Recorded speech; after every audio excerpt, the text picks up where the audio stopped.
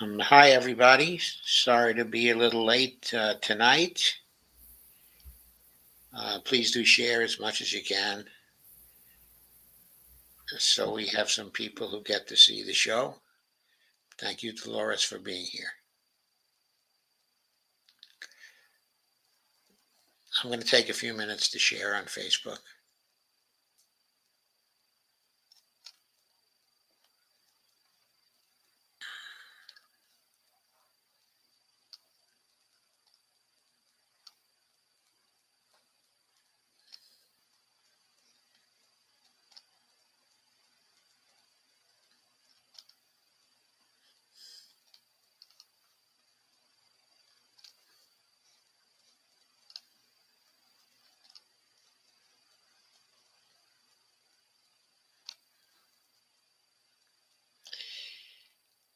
Okay, I'm sure that uh, what we're going to do tonight might be a favorite topic of many people, specifically the fecklessness of the Biden administration.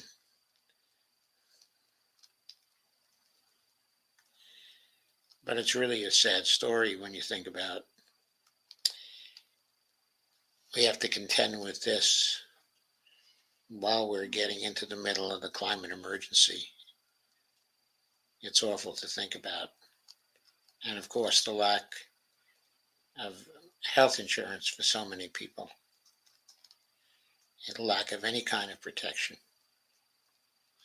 It's terrible.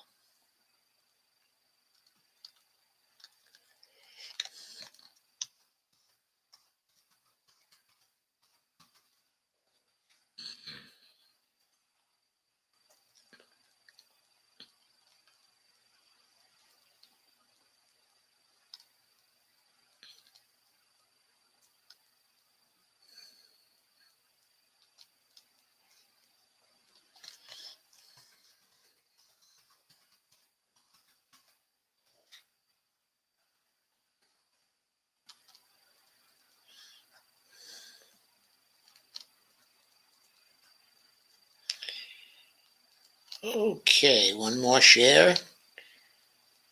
Then I will come back to the live stream. There we go.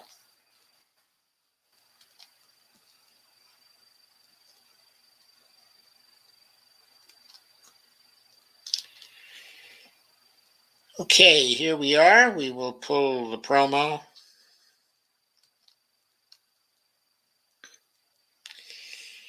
And I'm Joe Firestone, of course, the producer and host of the In Depth Show. And my guest co host for tonight will be Jimi Sunderland. Hello.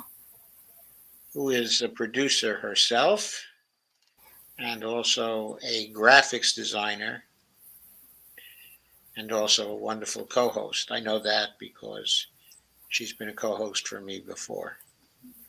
So thank you, Jimi, for coming. Thank you for having me.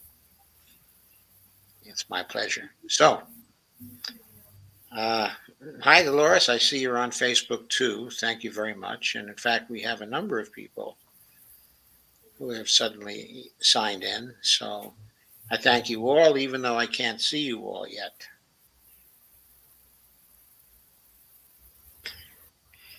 So let us start off with the idea of fecklessness.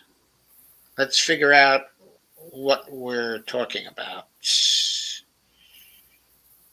in the first place. Let me see if I can easily share these slides. I should be able to.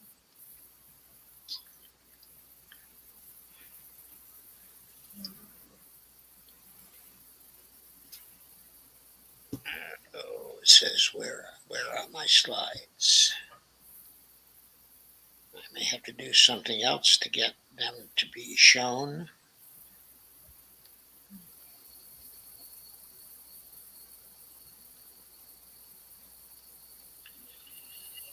Now let us see if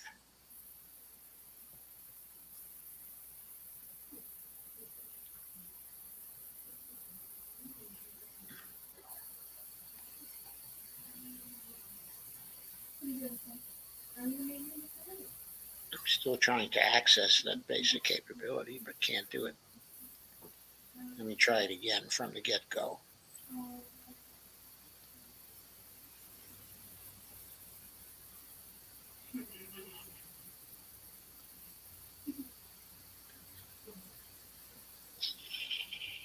Well, folks, I'm afraid that this particular capability is not working, so I'm going to have to go at it, another way. There are other ways now.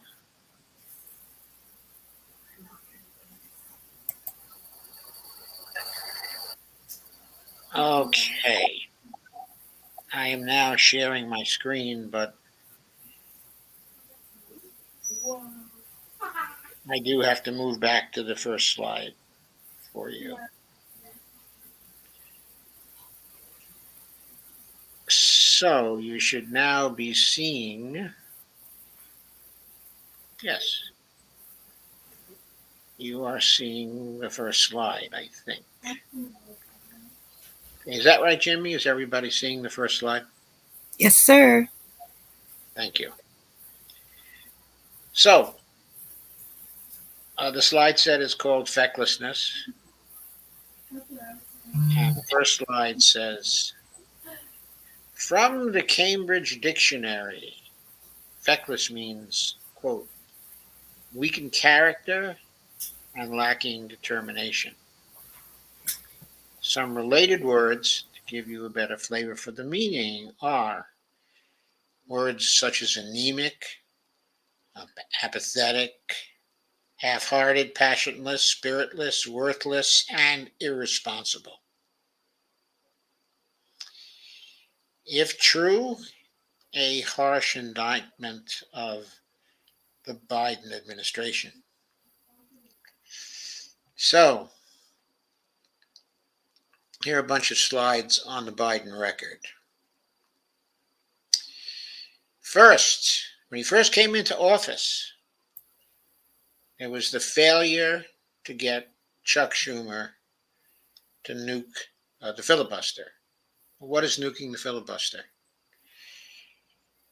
It is calling forth through a point of order, which, by the way, this procedure is known as the nuclear option. Okay, it is nicknamed, the nuclear option. And it is a vote to get rid of the filibuster rule, the rule that allows the filibuster to occur, because according to the Constitution, what's supposed to rule in the Senate is actually majority vote. It's only an internal Senate rule that created the filibuster, and that sustains it to this day. That rule can be gotten rid of by a simple majority vote if someone goes through the point of order procedure, in the right way. In other places, in other live streams, I've outlined, the procedure that's necessary. I'm not going to go through that here. But the point is, Biden never even tried to get that done when he first came into office. He had to know that was going to be a problem.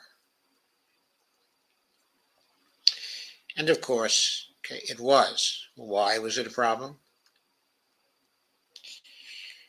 Well, when he tried to get the American Rescue Plan passed, he never really tried to get a vote on it in both the House and the Senate. He just accepted that, when people started to make it known that they were going to filibuster, he just accepted that the only way to get it passed was to go into reconciliation. So the reconciliation bill took some time. Instead of getting a bill on the floor at the end of January, he had to wait until reconciliation could be structured And of course, until it could be passed by both houses, of Congress. If you have a reconciliation procedure, it can be passed by a 51-50 vote. In the end, the vote for the ARP, that's the bill that had your stimulus checks in it, the $1,400 stimulus checks, that, by the way, should have been $2,000 stimulus checks. That was a pretty feckless move, by Biden, by Biden as well. He never got that passed until March 15th. So therefore, he was slowed down in putting some other bills up that could have been passed. Now, a president has a honeymoon period that's very, very short in these days. What you have to do is move fast to get the first bill passed and then hit them again when they're down and try to pass your second, your third, your fourth bills. The 100 days are really, really key. He took, what was it? He took maybe 60 days to get his first bill passed.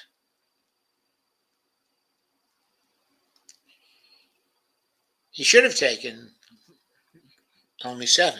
But of course, Right. he was delayed by a number of things, including his assertion that he respected the parliamentarian. But that came in later in relation to the American Rescue Plan bill. But it was still significant, as we'll see in just a couple of minutes.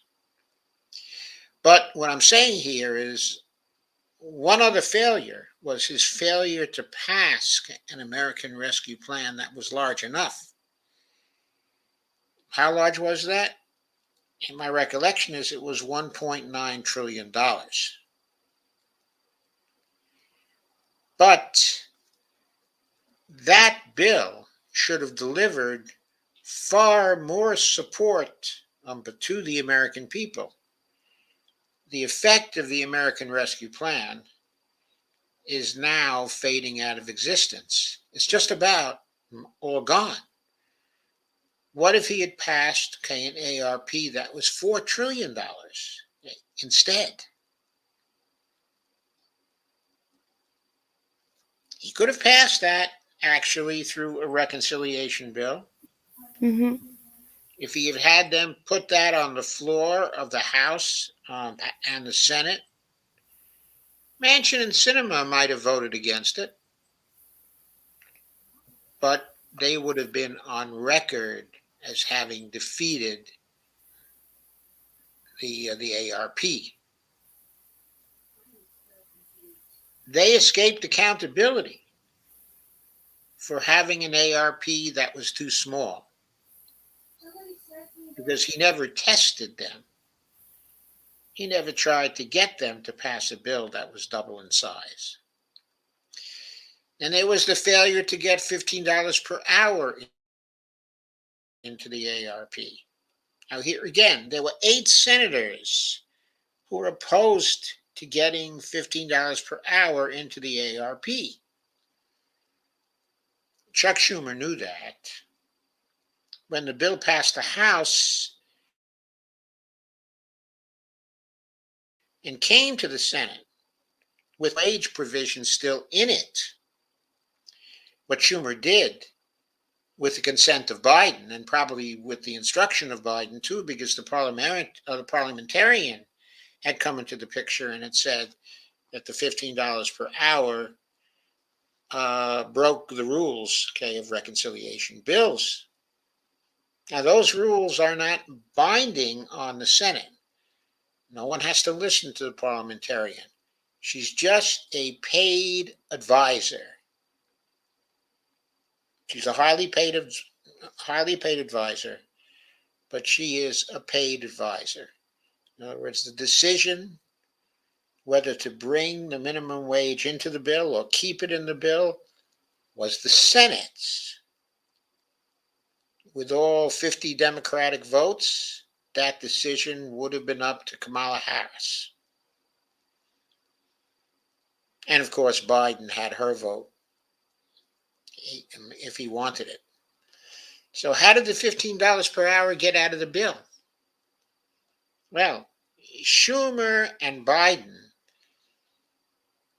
failed to force the vote for $15 per hour on the 8 Democrats who were opposing it.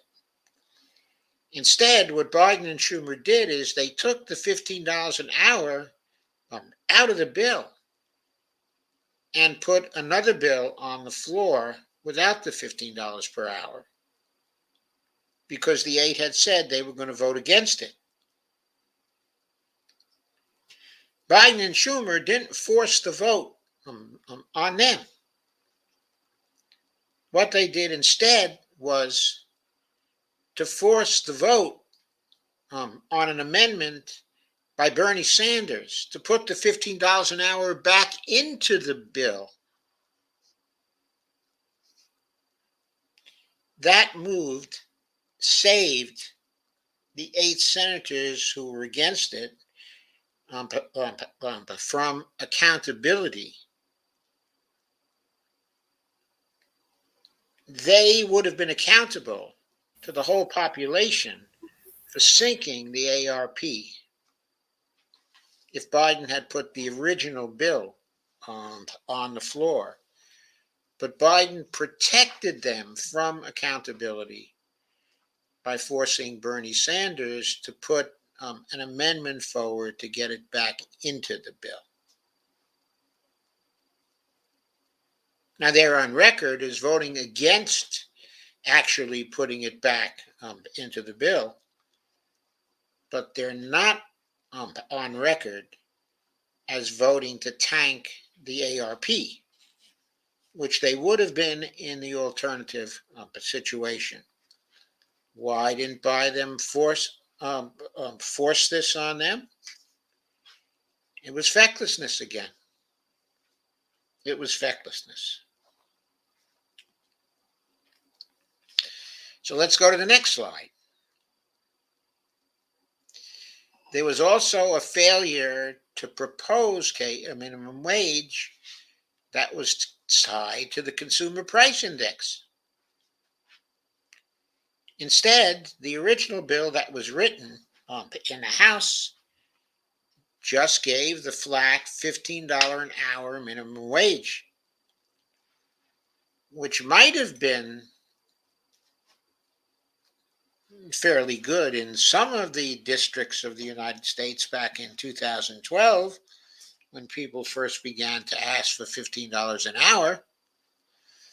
But in 2021, it's hardly enough in any of the congressional districts of the United States. I don't even know if there's one where $15 an hour is a living wage anymore. But the Democrats in the House failed to propose a minimum wage with a $15 an hour minimum that would be adjusted to CPI variations across the country. In other words, the lowest congressional district would have the $15 an hour minimum wage. And from there, it would be scaled up until in the highest cost area of the United States, the minimum wage would have been $30 an hour, $32 an hour, something like that. Biden never proposed that. Democrats never proposed that. What kind of fecklessness is that? If they had passed a minimum wage of that kind, do you know how popular they would be? They would be heroes. But no, they chose the feckless course. There's a failure to force the vote on the American Rescue Plan before going to reconciliation. I made that point earlier, actually, in discussion. They could have forced the vote on the ARP first thing as soon as Biden came into office. as soon as the Democrats gained control of the Senate. By not forcing the vote, they failed to put people on record. They failed to create a record that primary challengers could use 2 years later. That's what forcing the vote has the potential to do. Okay, and many people who would say they are not for a particular vote in the Senate or for a particular bill can be brought around to support that bill if they're forced to vote on it, if they're forced to create a record on it. But Biden never did that. After passing a version of the American Rescue Plan, he then failed to follow up with a quick force to vote on an expansive $5 trillion American jobs plan focused on infrastructure and focused on the climate. Why would he want to do that? So he could get everyone on record. Again, on record. That's hardball politics. When you put people on record, it is hardball politics. They hate that. But sometimes it forces them to change because it exposes who they are to their constituents. They don't want their constituents to know who they are. Then there was a failure to avoid 7 months of bargaining and by various negotiations with people who were opposed to a comprehensive American jobs plan, an American family plan. Remember when Biden first started out, he had the American Rescue Plan, the American Jobs Plan, and the American Family Plan. He didn't stick with those. He negotiated. He bargained. He gave the opposition the opportunity to defeat both of those plans. He was even hopeful at the start that he'd be able to get some of the Republicans. He wanted bipartisan support. Now remember that? Bipartisan support. He took 7 months to get that bipartisan support.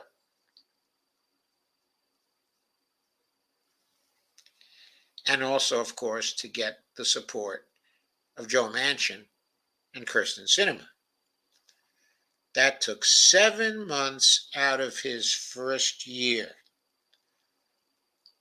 and made his presidency appear to be a failure because he had to have bipartisanship. Folks, that was feckless. It was the action of someone who does not really understand political power. And there was failure to take a tough line with opponents to make them continue to build a record of unrelenting opposition to an expansive American jobs plan and to do anything but a minimal American family plan. That's what we're looking at now. Actually, the American Jobs Plan was minimal too, because that's a $1.2 trillion bill with only $550 billion of new money in it. The American Family Plan is now roughly at 1.8 trillion, when that was supposed to be in the neighborhood of 3.5 trillion. At first, cut down to 1.85 trillion. Really, even at 3.5 trillion, it was nowhere near what people needed, because the final American Family Plan was also to have the green elements in it. The transition to a green economy. That was originally supposed to be in the American Jobs Plan, but the conservatives pushed it out of the American Jobs Plan. And it's minimal now as part of the American Family Plan. So he wouldn't take a tough line with opponents. He would not make them continue to build a record of opposition to the AJP, and the AFP. He committed political malpractice in not actually doing that. He also had a failure to run campaigns exposing the position of the opponents. If you remember, Kamala Harris took one trip up to West Virginia to talk about what Biden wanted. Joe Manchin screamed like a stuck pig, and Biden and Harris ran the other way. When he screamed like a stuck pig, that was a signal to do more. That was a signal that they had gotten to him. So what did they do? They backed off. Then there was the failure to maintain leverage over senators who wanted an infrastructure bill but opposed the American family provisions by holding to the position that infrastructure should be passed after the American family provisions were passed. I'm sure you remember that. How Pelosi spoke to Jayapal and said she no longer supported the idea that the infrastructure had to come last. And Jayapal caved. And then she went to the Congressional Progressive Caucus, and most of them caved, except for the 6 members of the squad. Nobody would hold to the position that infrastructure must be passed after the American family provisions were passed. Also, what was implied by other things I said before, is the failure of Biden to cut the parliamentarian out of the process in the Senate. All he had to do, well, he didn't even have to do that, but he certainly could have ensured it by having Schumer simply fire the parliamentarian. When the Republicans had a situation where the parliamentarian was unfriendly to their program in 2001 and 2002, they simply fired the parliamentarian, who, by the way, was an excellent parliamentarian. Happened to be a Democrat, though. So the Republicans just said, "Get out of here." And he had to go. Why didn't the Democrats have the feck to do the same thing? Right. I say feck because where fecklessness comes from, where feckless comes from, it comes from a Scots term, which is no longer used. And the Scots term was that certain people were full of feck. That was the Scottish term. So if you were feckless, you weren't full of feck, which means you weren't full of life, vitality, and fight. Mm-hmm. So there was Mr. Feckless, Joe Biden. Then there was the failure to push for and mobilize support for the Voting Rights Act and to campaign against Republican creation of one-party dictatorships in American states. I mean, the Republicans are engaged in that process all over the United States right now, to the extent that they're passing bills that would allow the state legislatures to overturn the results of elections. And Biden is only now getting to pushing for and mobilizing support for voting rights acts. That should have been the first thing he pushed for after he passed an expanded American Rescue Plan. It was so important that he pass a $4 trillion rescue plan so that he be very, very popular. And then immediately hit him hard on the need for a Voting Rights Act and campaigned across the country for it. And not brook any defiance of that. Asking people everywhere he went, do you really want to have one-party dictatorships in American states? If you don't, you've got to force Congress to pass the Voting Rights Acts now. That's what he needed to do. That's what he did not have the feck to do, to use that old Scots term again. Then, of course, there was the failure to get COVID under control due to the failure to license out vaccine technology to the rest of the world. He had to protect the donors. He had to protect the profits of the corporations. So he would not do that. He had the right to license out the vaccine technology as soon as he got into office.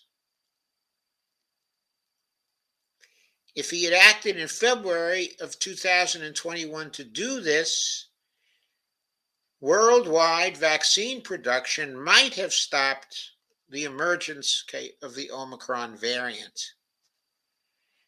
We don't know how serious that variant is going to be. But the fact that we're contending with it at all, the fact that we were contending with Delta for so long and so seriously, was due to the fact that he did not license out the technology immediately. It's within the realm of possibility that some of those factories in India could have started shipping vaccine by July. By July. It He just certainly left it up to the companies, right, to make that decision? It wouldn't be up to the companies if he had spread the vaccine to production. Right. But he chose to leave it up to them, the decision up to them, right? He chose to leave the decisions up to them in spite of the fact that he had the legal authority. He had the immediate legal authority without any fooling around of taking the Moderna vaccine and making the details, the licenses to produce, making them available to all the countries of the world. Right. So he never would do that. By the way, he also did whatever he could to slow down the production of the Cuban vaccines and to slow down the spread of Cuban vaccines to the rest of the world. Okay, I understand that process is now accelerating, and that the Cuban vaccines may soon be the dominant ones used in South America. But he did what he could by keeping the sanctions on Cuba. He did what he could to stop them from spreading their vaccine to the rest of the world, which, by the way, they're giving away free. Wow. They're giving the technology away free. That's right. And by all accounts, it's a pretty effective technology. Profits over people.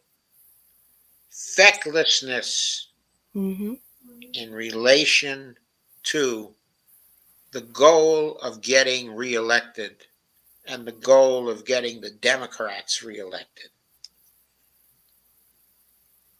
Because the failure to get COVID under control quickly is something that is going to come, that will come back to haunt him. Now, I think most people think that he's done a better job with the vaccines, okay, and with COVID in general than Trump. But instead of people thinking that he really did a tremendously better job, okay, than Trump, he only looks good now compared to Trump. Mm-hmm. He doesn't look good compared to anything else. He doesn't look good, compared to Jacinda Ardern, who's the Prime Minister of New Zealand, for example. He doesn't even look good compared to the Prime Minister of Australia. It's the bar keeps getting lower, that's why. Yeah, the bar keeps on getting lower, right? Yeah. Failure to repair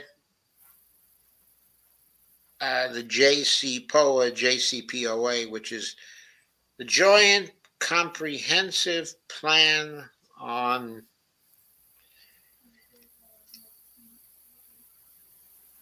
Joint Comprehensive Plan, okay, on arms. No, the Joint Comprehensive Plan. I think the A stands for agreement. I forget what the O stands for. But anyway, that was, but the agreement, the multilateral agreement to try to stop Iran from actually becoming, okay, a nuclear power. That was one of the signal achievements of the Obama administration. Of course, Trump, simply got us out of the agreement. Biden did not reverse what Trump did. Instead, his administration took the ridiculous position that even though it was the United States that withdrew from the agreement in the first place, Biden took the position and made it the position of the United States that the Iranians would have to come back to the agreement first, and only then would the United States actually start to negotiate. This is the height of arrogance and the height of unfairness. We broke the agreement. Common sense says we had to be the ones to validate it first, to come back to it first. And the Iranians said right along that if we did that, then they would do it. Huh. But they weren't going to do it first. So again, he's every bit as responsible for junking the agreement as Trump is. Mm-hmm. Then there's the failure to stop the returning pink tide, okay, in Latin America. Now, I'm happy for this failure. I think it's a very good thing for Latin America, and in the long run, a very good thing for us too, to see socialist states starting to rise, okay, in Latin America, and doing a good job, okay, of governing in spite of our opposition. That would be a good thing for us here domestically. But it's not what Biden intended. It's not what he intended. He, like Trump, was in favor of stopping the pink tide, okay, in Latin America. And he has failed. Most of these countries now have turned to the socialists.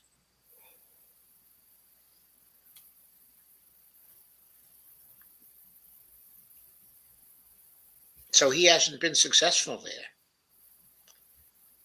He's been feckless, in other words. And what is the pink tide?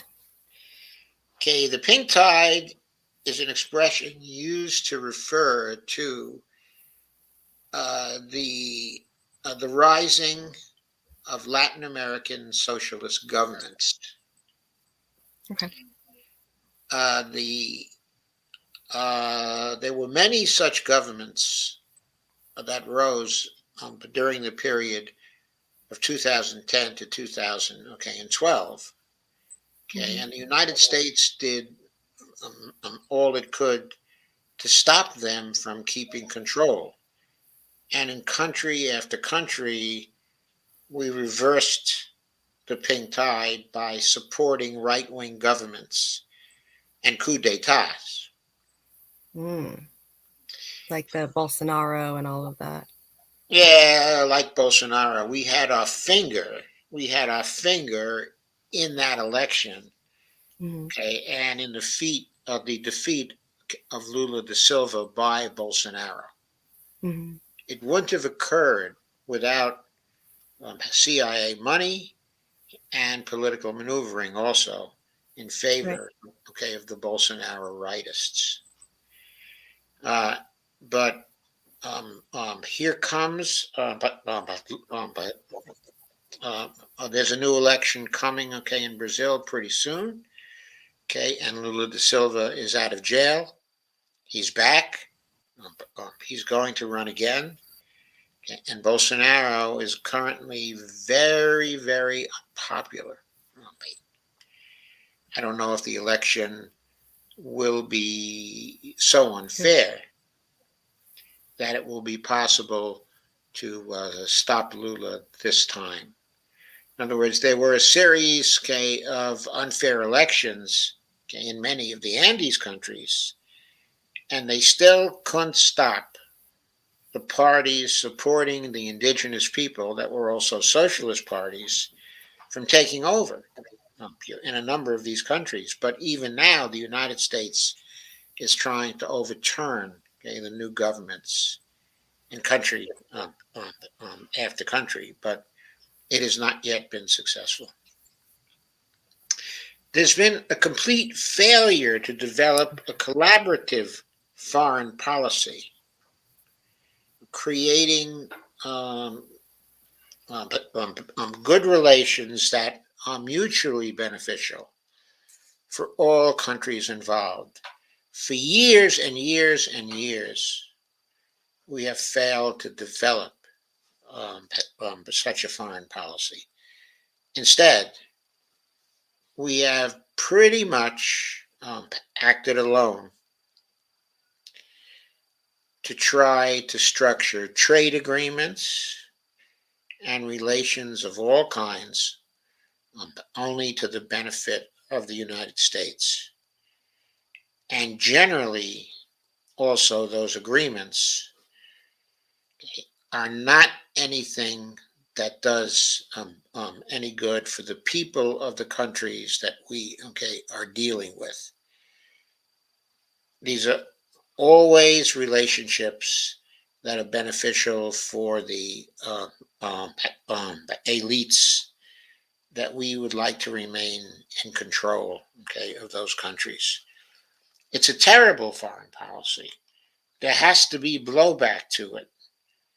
And if we do not stop it, the Chinese are going to eat our lunch in Latin America and in many other areas of the world too, because as afraid of the Chinese as many of these nations are, the Chinese are more fair to them and more friendly to them than the United States. That's simply a fact of the matter. It's there for all to see.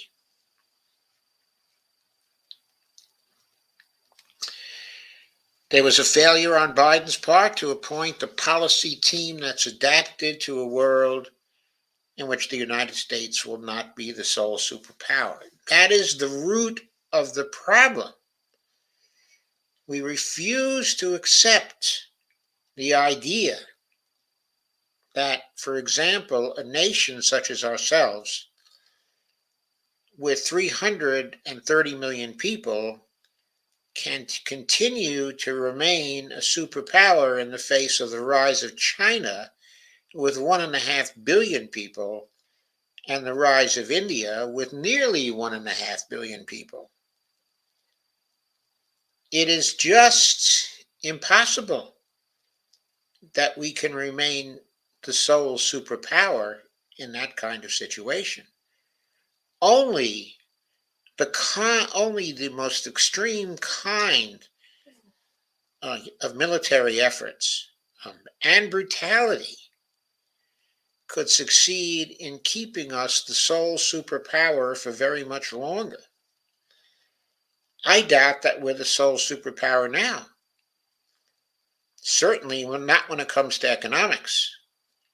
The Chinese are now an economic superpower, and we have to recognize that. And once a country becomes an economic superpower, it is not long before it becomes a military superpower too. Certainly within its own sphere, it is able to militarily compete with the United States. In other words, in the area of the Taiwan Straits, in the area, of East Asia, it's doubtful that we can bring more force to bear than the Chinese can. Of course, this is a matter, of debate in foreign policy circles. But there are many foreign policy experts who believe that we cannot call the shots in East Asia any longer. We have to develop, a collaborative approach. And of course, there's the failure to appoint a climate emergency team that is serious enough about eliminating greenhouse gases to the extent needed to contain our global temperature rise to 1.5 degrees Celsius. We have a climate team. He's got a climate team. But compared to the kind of climate team we need, the one Biden appointed is a joke.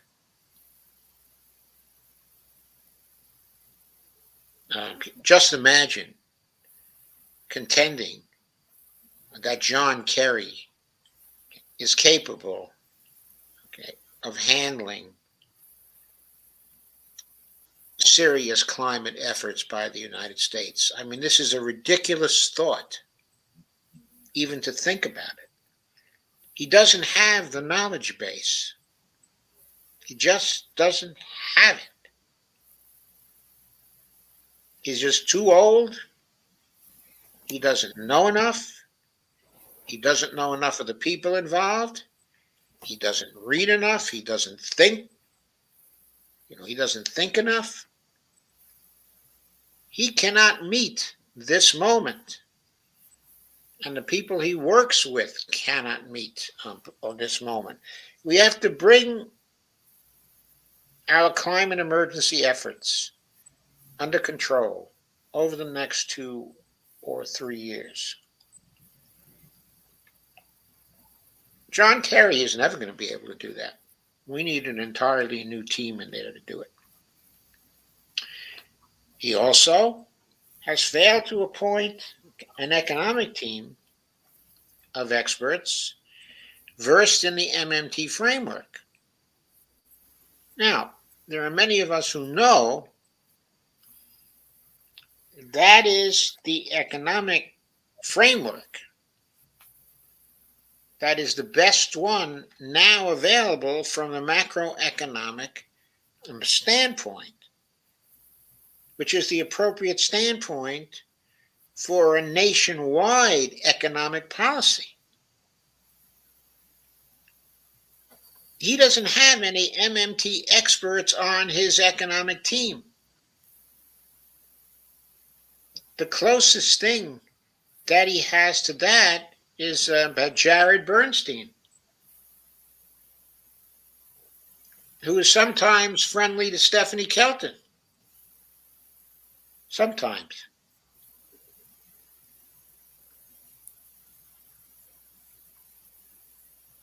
So he failed in that also. Mhm. So let's go a little further. There's the failure to use executive orders to maximize the chances that Democrats will retain control of Congress after 2022. So let's look at this. I outlined all those other failures, which make him look bad, which make the administration look bad, which makes it look like to people that this administration is failing. He can hardly get anything through the Congress. He needs a jolt to his popularity to really build it up in this desperate political situation for the Democrats in Congress and for himself, with his popularity, his approval rating tanking as the weeks go by, falling into the 30s. He will not do the only things that he alone can do that can build his popularity back up again so that he can have some influence over Congress people and senators. He can cancel all government-owned student debt, which is 94% of student debt, with the stroke of a pen. He won't do it. He's worried about, I don't know, moral hazard. His administration will die over moral hazard. He won't mint a 100T platinum coin to add debt ceiling crises and debt terrorism. Now, that one interests me. Is he capable of doing that? Yes, he is absolutely capable of giving an order to the Secretary of the Treasury to have a 100T platinum coin minted and to deposit that platinum coin in the Treasury, actually in the public enterprise account of the mint at the Federal Reserve.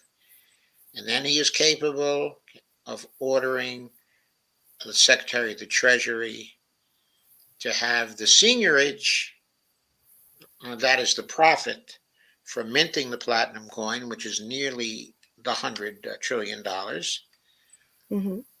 He can have the Secretary of the Treasury sweep the mint's account for the seigniorage and sweep it into the Treasury spending account. Wow. I He had can no do it. idea. Oh, I have to send you a complimentary copy of my book on platinum coins. It's still the only book, on platinum coins. Oh, So wow. either today or tomorrow, okay, I will send you a copy, okay, of the ebook on platinum coins. It's got a lot of MMT in it. Great. Anyway, providing Medicare for all coverage through using Section 1881A of the Social Security Act. Okay, at the time of the passage of the Affordable Care Act, one of the provisions was to allow the president in times of emergency to activate this. Well, it was part of the package of passing the Affordable Care Act that this section, 1881A, was added to the Social Security Act. And it's possible for the president in times of emergency to activate that and to give every American free Medicare. The act has been used to keep the people of a small town, okay, in Montana, to give them access, okay, to Medicare because they had a mining disaster there, and Max Borkus wanted them to have free Medicare. And so Obama did activate Section 1881A to give them free Medicare. But that's the only area which has had access to free Medicare in the United States since then. But any president could do that And in the case of a national emergency like COVID, could give free Medicare to every man, woman, and child in the United States. How popular would that make Joe Biden? And he won't do it. Right. He won't Right. do it. Right. Now, why would he mint the 100T platinum coin? Because he's getting problems from the Republicans. Now, every time we get near the debt ceiling, they want to negotiate concessions on spending. Concessions that are not in Biden's interest, not in the Democrats' interest. How feckless is it just to take that issue off the table forever? Right. I mean, they've been beating up the Democrats using that since 2011. Well,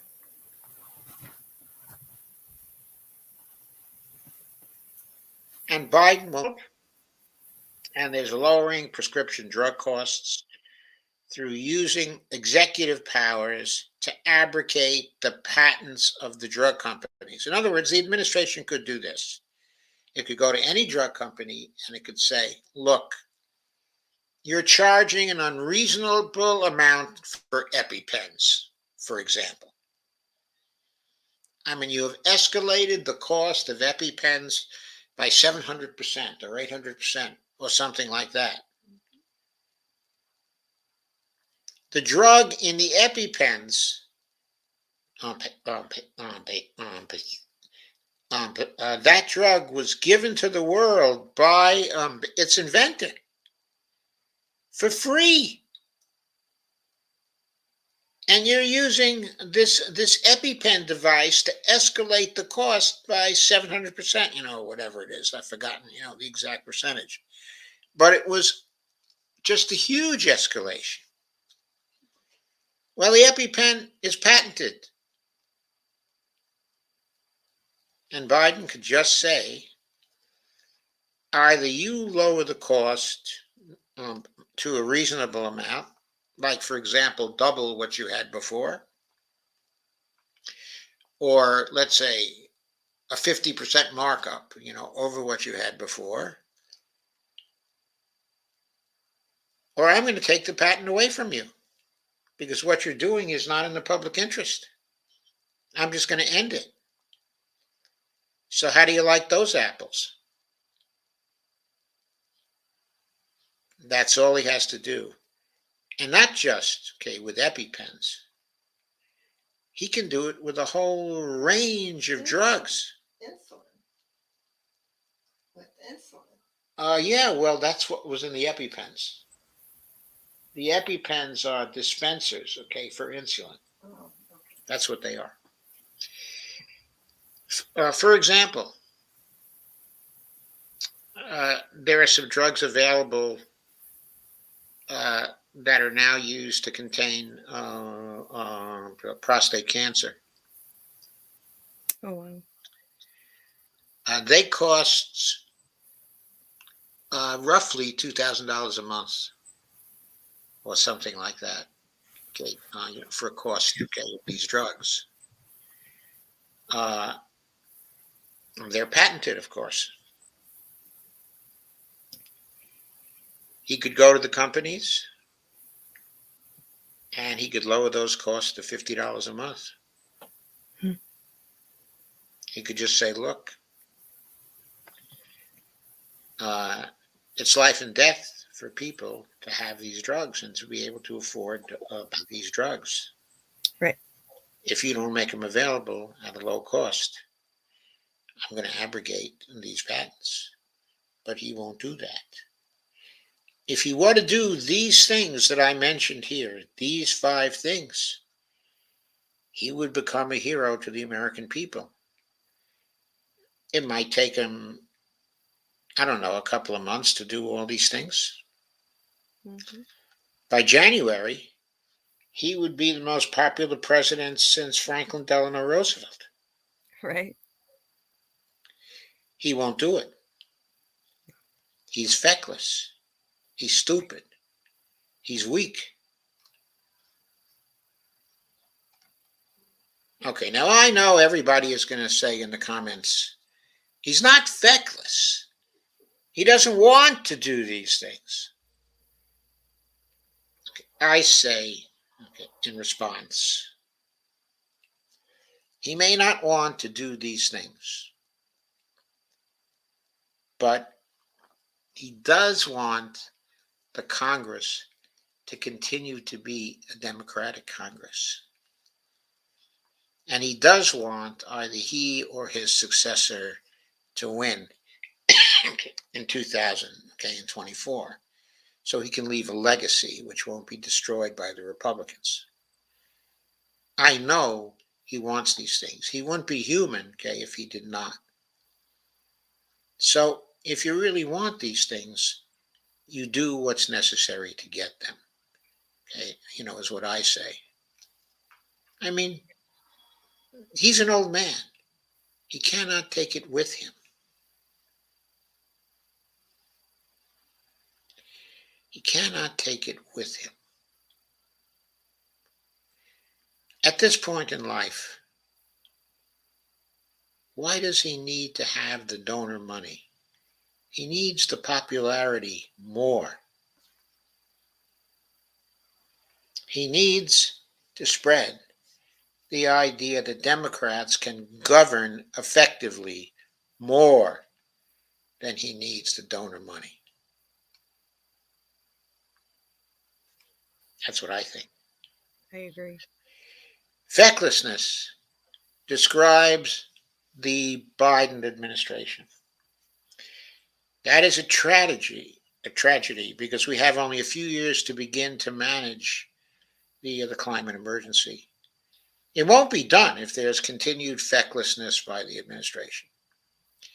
And Republicans dedicated to making the U.S. a one-party system will return and completely end our chances of doing anything about the climate emergency until it is too late. How do we get out of this box? Only through a mass movement, including, quote, dump the incumbents. So that's it. And that's what I have to say about that. I think I probably took too much time to say it, No. but maybe it was worth saying. I hope so. Oh, there's Jeff. He's so cynical. Yeah, Joe, it's a little like calling a war that was never meant to be won a failure. Well, maybe that's right, Jeff. But Right, because with Force the Vote and those other ones, we didn't expect to win. We didn't know, but at least we would have known where they stood. So, I mean, yeah, we knew it was going to be a failure, but at least we could have known where everybody was standing. Now we're even at a double loss. It's like 2 steps forward, 1 step back. We went 2 steps forward, 2 steps back. So well, we're right back at the beginning again. If you put them on record, Right.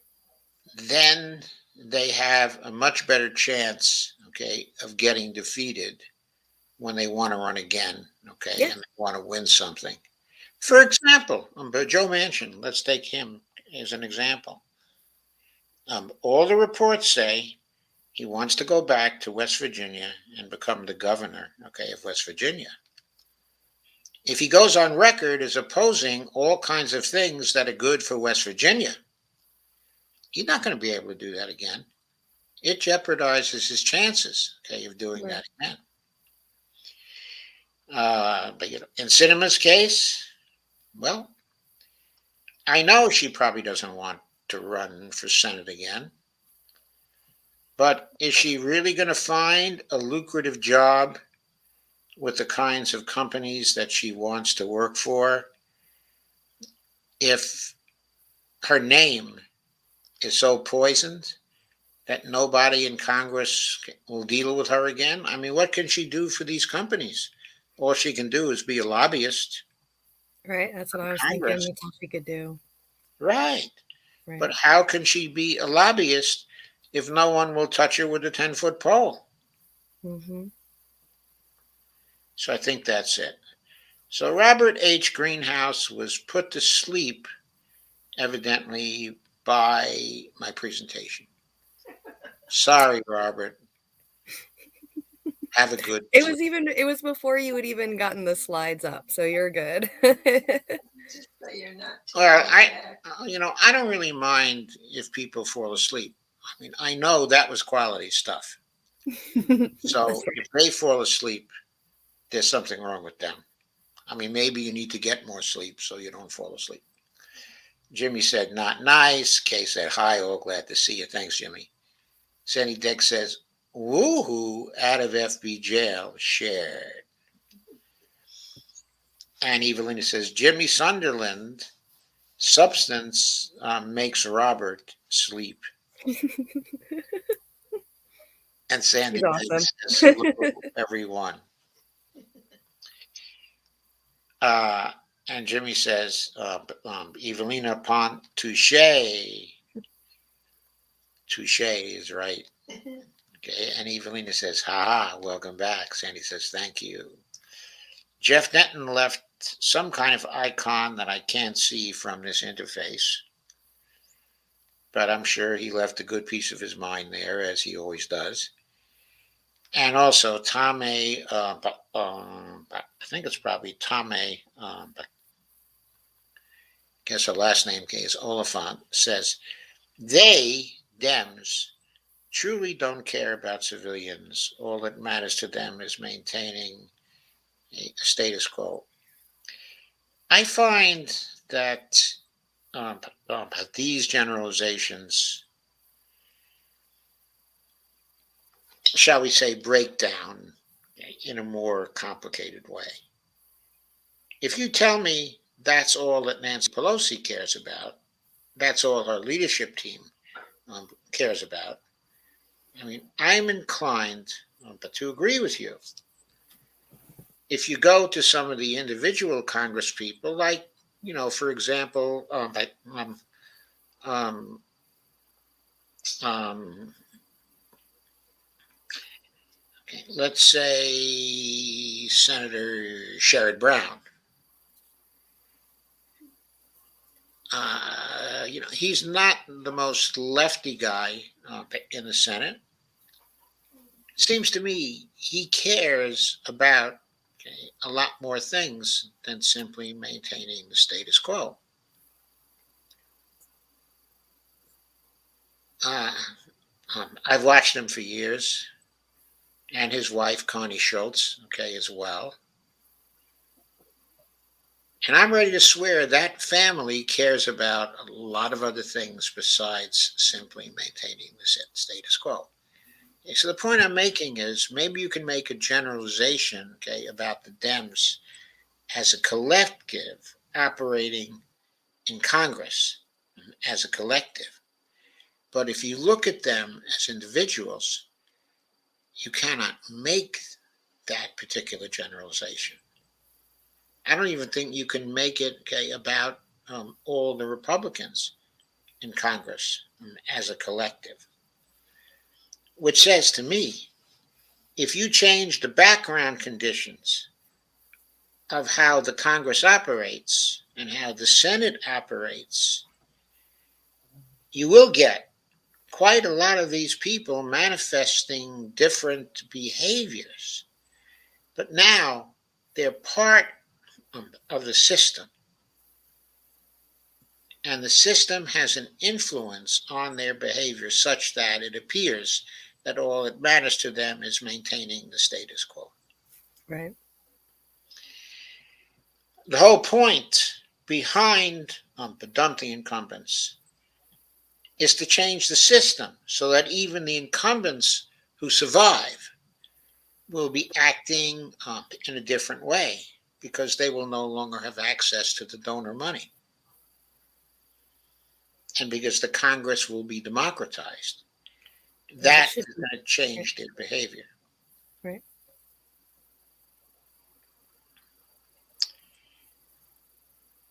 So Kay says, well, the minimum wage should be over $20 everywhere. Well, I honestly don't know. There may be some fairly poor areas in the United States. For example, up in Ironwood, okay, in Michigan, in the Upper Peninsula, that's a fairly poor area. I had a friend of mine actually move there just a few years back, and she paid $30,000 for a house. She moved from here. She had a retirement fund. That was pretty nice. So she bought a $30,000 house with lots of rooms and stained glass windows. And she renewed this house. I don't know what she spent, thousands and thousands of dollars to renew that. But, she had that kind of money to completely fix up the house from top to bottom. It could be a living wage there. It might not be $20 an hour. I mean, it might be $15 an hour. I honestly don't know. Well, what I do There's places here in California that if you don't make $30 an hour minimum, you're barely even surviving. So, yeah, I think that's quite true. I think in California you need $30 an hour. I'm sure in New York City that you need at least $30 an hour. correct. To, even begin to survive. Mm-hmm. But it's going to vary across the country. Right. But having a national average of $7.25 is absolutely ridiculous still, though. Yeah, I don't think the national average should be the minimum wage anyway. Right. As I say, the lowest cost area inside of the United States should be studied in order to determine what a living wage is there. Mm-hmm. And then you use the CPI to cost adjust the living wage up. But from there, it's a simple statistical procedure, and I think it's a fair way to do it. Right. So Roseanne Rabiolamini says, actually, neither Dems or Republicans care about real people. They're told what to do by their donors. Yes, they are. And if you watch our other news show on KRTD Media, the name of that show is Dump the Incumbents. And it makes exactly that case, and also the case there are things that we can do to change that. And that's a campaign to dump the incumbents. Correct. Oh, so Roseanne says lots of corruption all over, folks. Follow the Con series and Untouchables New on Twitter. So I'm sure those are very good programs, but I'm also sure, of another thing. They will not tell you how to change the situation in the Congress. They don't tell you that. They tell you about the problems. They don't tell you, about the solutions. K. Ryan says, had to laugh when he came up with the Democracy Summit. We are already there. I know. Weren't they total hypocrites at the Democracy Summit, trying to claim to people that we are still a democracy? What? And talking about how they're for free press all over the world, when they've been persecuting Julian Assange for 10 or 11 years now? It's ridiculous. Jimmy says we're definitely tiptoeing towards fascism. Yes, we are. Kay says, good, glad Cuba's getting them up. Sandy says, hi, Kay. Kay says, hi, Sandy. Kay says, Cuba has a vax for lung cancer, too. Yeah, I'll bet they do. Kay says he won't do anything for, our own people. Jeff Denton says, well, we buy 1 million tons of crap from China every year that's designed to fall apart so that you have to buy a new one. So they would never want to go to war with us. And Russia has a GDP half the size of California, so there's that. I agree. There is that. I mean, who's afraid of Russia? I said for now. That's what my comment to that was, for now. For now. And who's afraid of China? I mean, I'm not afraid of China. I don't think, uh, if we Right. just keep our Right. trade Who's to with say that China, America should only and always be the largest, biggest country in the world, the the sole producer of the superpower. world? It's yeah, we haven't always have been, and we're not always going to be. It's always going to be, all the countries have always had their turns, and other countries are going to get their turns. Yep. Which is not to say we should not run a foreign policy that is in the national interest of the United States. Of course. We should. But the question is, what is the national interest of the United States? Is it to keep up the empire we have created, or is it to get rid of that empire? I know what I think the national interest of the United States is. I think It's to keep the empire for sure, but no, it's that, not. that It's not to keep the empire, Jimmy. It's to get rid of it. no. No. The empire is, we're devoting so much energy and so many resources, human resources, okay, to the empire that it is hurting our prosperity and our sustainability as a nation. Our So you think it's for military, like the continuity of the individual then, the rich? So the empire could go, but as long as those few, 100, 700 people keep their wealth, it doesn't matter if the country is non-existent anymore? no, I'm not saying that. I'm saying the empire isn't really defending us, okay, in any way. It doesn't Right. increase our national security. But you Uh, don't think that that's not their plan though, is like the higher ups, it's not their plan to keep it how it is? oh, it is. Yeah, it is the plan of the higher ups to get the changes that I would like to see in foreign policy. We're going to have to dump the incumbents. Well, That's the yes, of first thing course. that dump the incumbents, okay, is going to help with. Right. Right. Now we have to get rid of the military-industrial complex, Mhm. and we have to get rid of a number of other troublesome, okay, industrial complexes. Even he says, Jimmy Sunderland, I think we buy stuff from China because we are told it is cheaper, okay, than buying American. She's right. And Jimmy says, which sucks because it is cheaper, mostly because labor is so cheap out there. Well, labor is getting less cheap in China, Yeah. actually.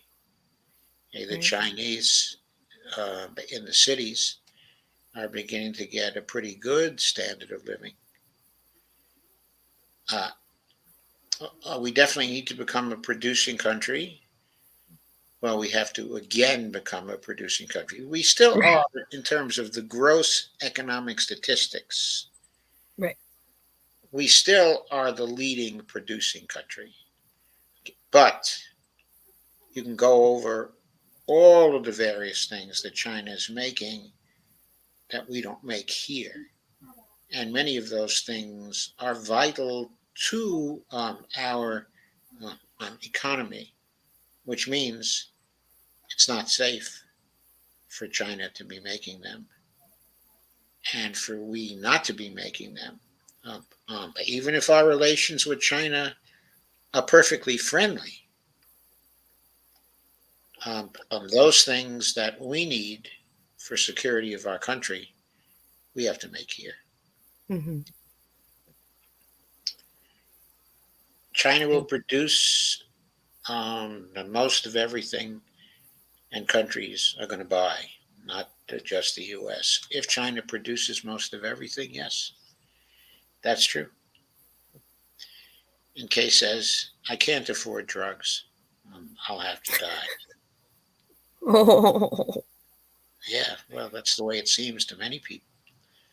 And Jeff says, yeah, Joe, it's a little like calling a war that was never meant to be won, okay, a failure. What the war is about, okay, the war is about the plutocrats, okay, and the neoliberals retaining control, okay, of what, okay, is going on. But within the neoliberals themselves, there is competition for control of the government.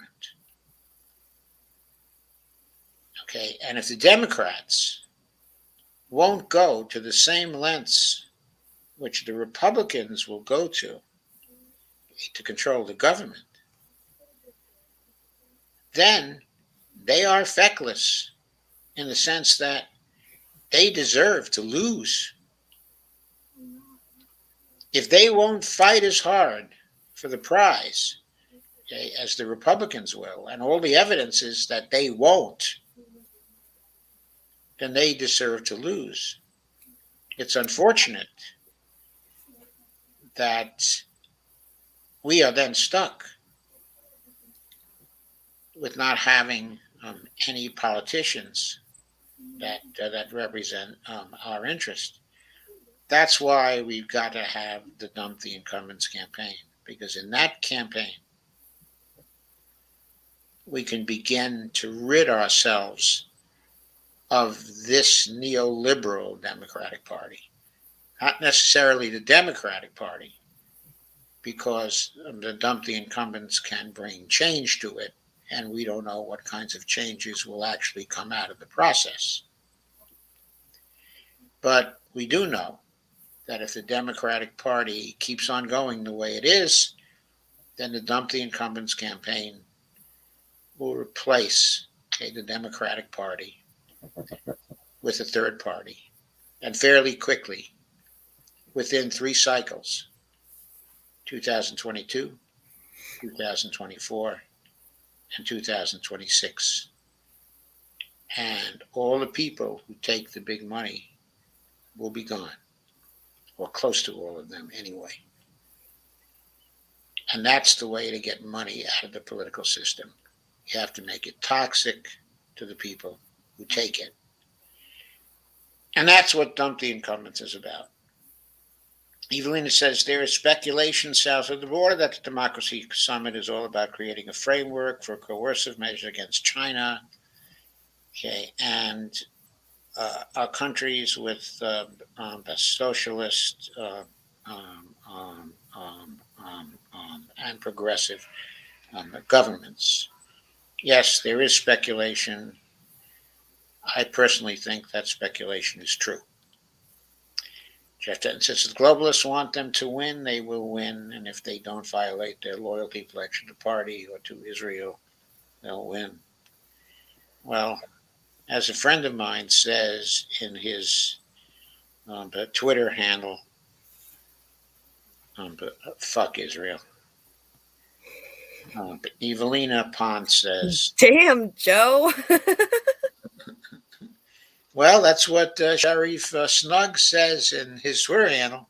Nice. Evelina says, we countries like Cuba, Nicaragua, okay, and the Caribbean as a whole, shame on Biden. Yeah, it is. Kay says, you did great, Joe. Thank you, Kay. I certainly do appreciate that. And one more thing. We had technical failures in the Dump the Incumbent show on Wednesday, okay, of last week. We hope that those, okay, are now settled. So tomorrow night, we have another show at about 9 p.m. Okay, and okay, I don't know whether you're going to be the producer, okay, of that show, Jimmy, or whether Shane will try to do it again. Okay.